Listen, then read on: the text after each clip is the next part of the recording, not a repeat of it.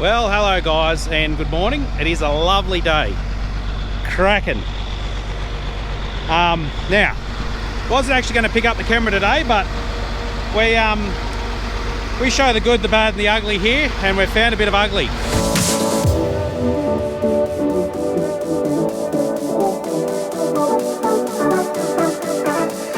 So basically what we've found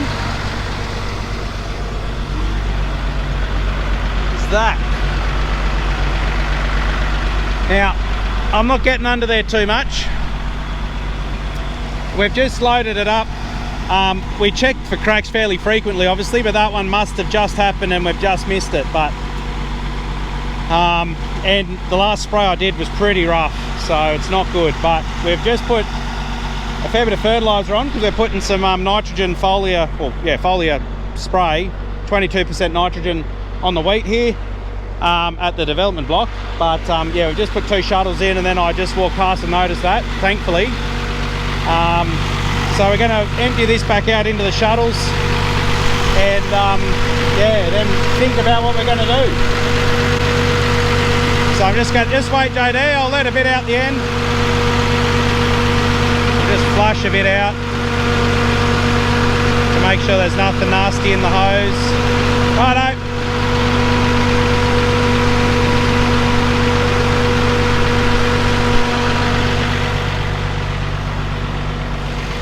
So, fun times. We're going to need to straighten that back up. Obviously that's why we're getting the weight off it. But we're going to need to straighten that back up and then V it out, weld it up, and then brace it fairly heavily on the underside, I'd say. Obviously some of these issues is because we've spread it to 3 meters. It's been like this for probably 10 or more years without issue. But yeah, this last job I did, spraying the linseed, just with the jarring rocks, you can't see all the rocks. I was going as slow as possible and trying to be as gentle as possible, but it's obviously just, yeah, we must have let go right at the end of the job because yeah, if it had been like that halfway through, it would have well and truly fallen off. But anyway, that's happened. Not much we can do, so I'll keep you updated once we have a bit of a think about exactly our plan of attack. Right, well, both Brad and Phil are in at meetings, so I'm gonna have to put my big boy pants on, and JD and I will just, yeah, I think what the plan will be is we've got the stands here, the big ones, and these ones you can actually put a jack underneath and jack it up. So we just got to put a pin in there and then we'll get it up there, jack it up, take the weight. Then we may have to get the blue tractor and maybe the JX or the forklift or something and actually push down on both wheels, because yeah, we can't, yeah, obviously if you just push down on one wheel it'll lift the other up. So that is the plan. We're not sure exactly how we're going to make it happen, but we will make it happen. What we've done is a couple different things. We've got a couple of tractors here pushing down on both wheels with a stand in the middle, and we've got the come along in the bottom there. So we've been able to close it up a little bit, but I think it's about all we're going to get.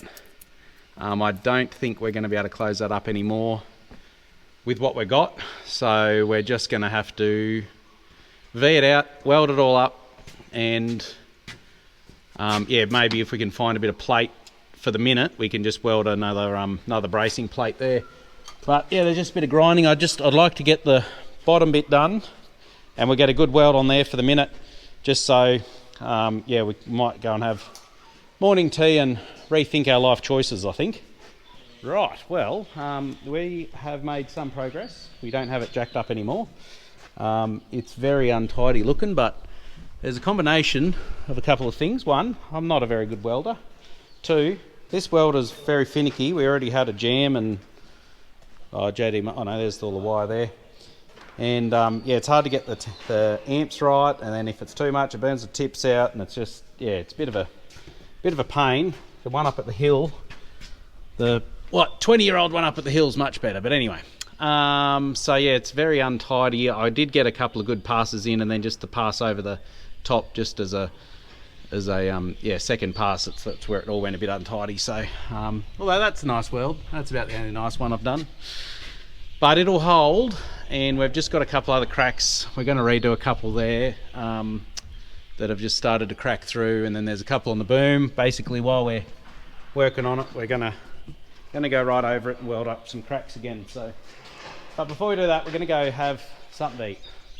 We need a bit of moral support, so food's always good for that. So we'll be back.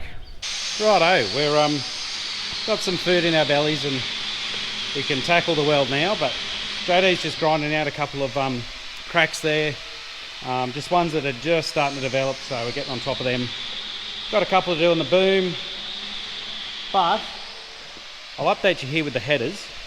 Brad's actually been down here for a couple of days previously, doing a couple of jobs. So they've got the feeder house on header 1, they've got the front for header 1, and just going through all of that. Looks like a good thing, which last year we did and really needs to be done every year, is to pull the adapter off, just because these machines are a bit older now. Once you pull this adapter off, that's the comb, well, I guess over in the States at least anyway, that's the header, but we here are a bit different. This is the header and that's the comb, but this is the adapter, so this way you can use that, but then this is sort of specific for each header manufacturer. So we've got these things here which copper flogging. We've repaired that one from last year and that all looks good, so no issues there. But it's good to check over here, check these springs. We did have one break, I believe. There's that one there. Anyway, so yeah, there's been some issues there, and the chain here, we like to put new chain on them every year. But this is the header front, not the one for it. This is actually the header front for that one, but obviously they're interchangeable. But because this one is a little bit shorter, we stick that on that one usually, which is a little bit smaller header. But all in all, they're virtually the same. Now, what's happened here is the wheels have been pulled off, and these ones are just sitting on these two inside ones for the minute, and I'm thinking, not sure exactly how it's going to pan out, but the other wheels might get sent to town. We'll bring them back and then we'll swap it all over then. Whether or not the new tyres will go on the inside or whatever, however that works, we're not sure. But that's an update there. Looks like the seat's all in and done, so it's it's going good. We've just got a few other parts to come, I believe, and then we're kind of it's looking good for the header preparation anyway. So the other thing is with this fertiliser we're trying to spray on the wheat, don't really want to be spraying it when it's a bit warmer. It can burn the leaves a bit, so we'll probably hit that time of the day now anyway where we can't spray until maybe 4 o'clock or so this afternoon. But by the time we fix up these little things, check it over all again, and load it up and get going, it'll probably be close to that anyway. So we're going to train JD up in it. It's a good time to practice with the fertiliser, because it's not it's not a critical thing as far as sometimes with in-crop sprays, if you do spray a certain brew and then you don't shut it off at the right time, or you're not quite, or you're going too slow where the rate's too high or something like that, you can actually do a fair bit of damage to the crop. But with the fertiliser, we're going on at about half the rate that they suggest. And for us, it's just, we've got plenty of nitrogen there, it's just to give it a bit of a boost through the leaves. So it's just about the plant accessing it. So that's a Matt ramble there. And we're still just going to keep trucking along here, get a few of these things tidied up, then hopefully we can get going. Well, we're back to where we were about 6 hours ago. So I think we're all in the clear. Cleaned up a couple other cracks that we had about, welded them up. Doesn't look quite so funny now.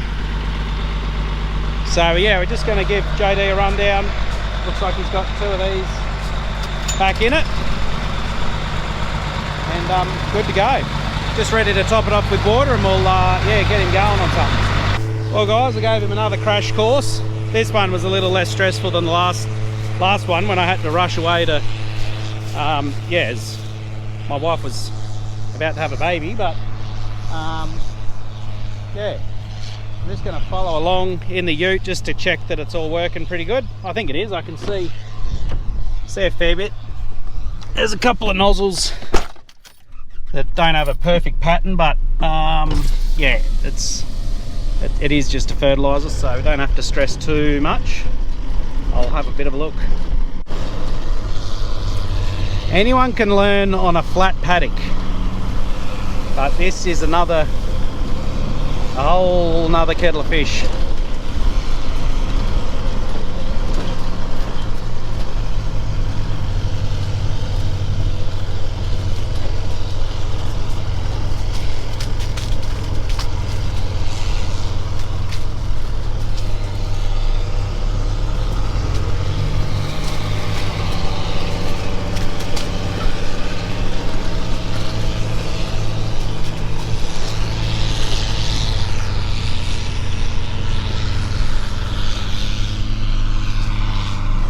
There's rocks, there's contours, there's all sorts, so he'll be right. He's pretty careful with the machines, so more careful than I am apparently. So while I'm here, before I head off for the day, this is the wheat. So this was the this is the latest wheat the latest wheat that we've sown. We just took a while for us to get here with the wet weather, but it's it's going along pretty good. We're just gonna, hopefully it's a little bit behind, so we're just giving it this boost with the nitrogen to help it along. But all in all, I think it's doing a fairly good job. I don't know what there is some patches that aren't so well, but I'll see if I can pull up a planting and see what moisture we got. So there is a bit of moisture there still, but there's not a lot of root structure there because it hasn't had to. And that's what the problem is. If you have a crop that starts and it just rains every week or two, then there's no need for the roots to go down deep. It's always just got the moisture, more moisture than it can know what to do with. And then you do get to a time like now where it is starting to get a bit dry. We haven't had rain for a little while, and it doesn't know what to do, and it doesn't have the root infrastructure there ready to get the moisture from down deep. So yeah, they can really struggle towards the end. So sometimes it's actually better if you have a harder start and it forces the roots to go deep, and it actually limits the growth of the plant itself a little bit. So then there's all the moisture available later when it's trying to put the seeds out. So anyway, you just can't predict what the season's going to do, and all you do is try your best to give it the best opportunity to do the best job for you. So that's all it's about. So right, I've just got a couple odd little things to tidy off, but yeah, that might be it. That'll be it for the day, I think. So we'll see what we're doing tomorrow.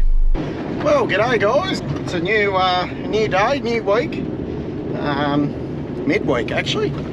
We're just down here at our development block, and the wheat is looking not too bad. We are in the process of, look at my dirty window there, man, we've got some bad bugs at the moment. Anyway, so what we're doing is we've been spraying it. Where we go, JD loose on it. I think he's been on a big educational program with the dear old houseman, or the grasshopper as Matt calls it. It'll be a heartbreaker, I tell you. So a few little teething issues, we've got some GPS issues. So old Palumbos have been helping us out with that, which is good.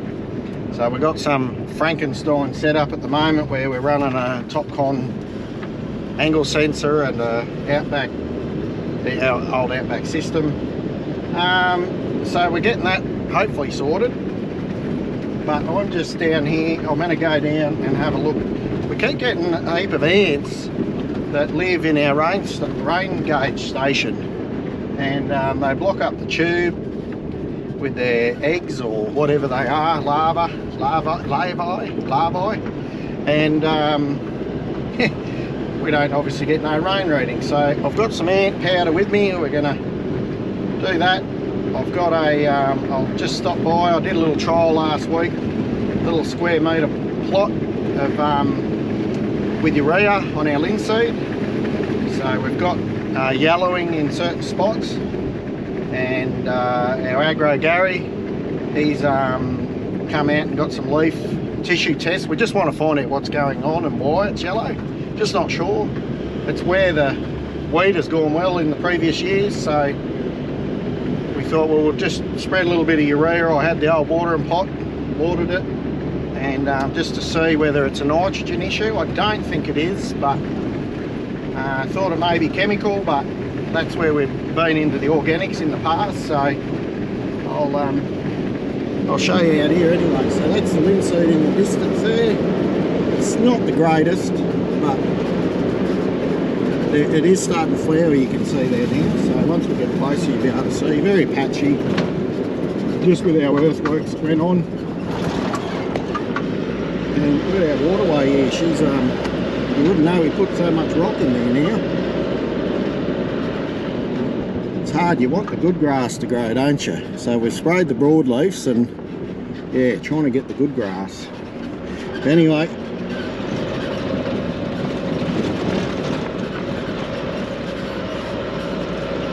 so there's our little flowers. It's mostly purple here with the linseed.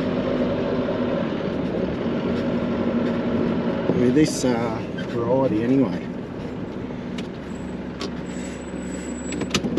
And it's a bit of a pain. We had canola in our linseed, which we didn't realise until about halfway through. So that's what all the canola is. We did spray a 242 on it, which is registered, and yeah, obviously that canola has grown back. So this is my little trial here. You can see it has come in the last week. It has come good.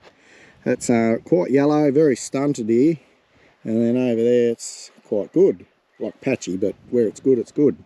So this is my little trial here. So I think looking at that, it was a bit too hot. My little brew that I put on, she's all all singed her. Oh man. So yeah, I did like about a metre those 3 rows. Yeah, 3 or 4 rows there I did. Just the poly pipe to mark it. So I'm not sure that that's, yeah, fixed the problem, because we can see here, like it's this one here I didn't touch. It's yellow at the top, but this one's good. Like it, I'm just not sure whether it, I think it could be growing out of it. But yeah, hopefully once we get the leaf, I mean, what's done's done. We won't be able to rectify it. Like that's too far gone as far as the stage of the season and the crop. But just if we can know in the future, because typically this is like where our best wheat's grown. It's like on the side of the hill. There's a bit of a spring over here that can sometimes form. So yeah, maybe it's just I wondered whether a salinity issue, but typically wheat doesn't like salinity either. So anyway, and then this is the other one I did. I just did 2 rows on here.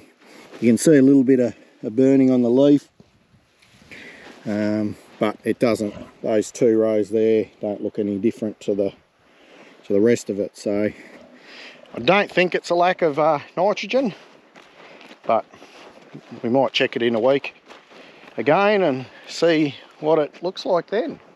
Rightio, well, I've just arrived to our weather station. There, the anti-bird device seems to work quite well, but we haven't come up with an anti-ant device yet. Anti-ant device. So I'll undo this here. I'll just put you over here, guys. Ooh, that's not very good. Maybe there.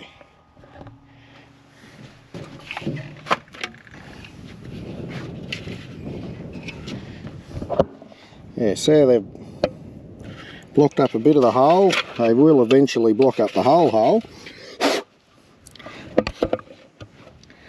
So make sure that's all clean. You can see they're all in here.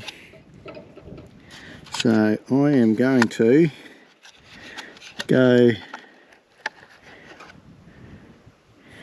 hard on the thing, on the red powder. Ooh.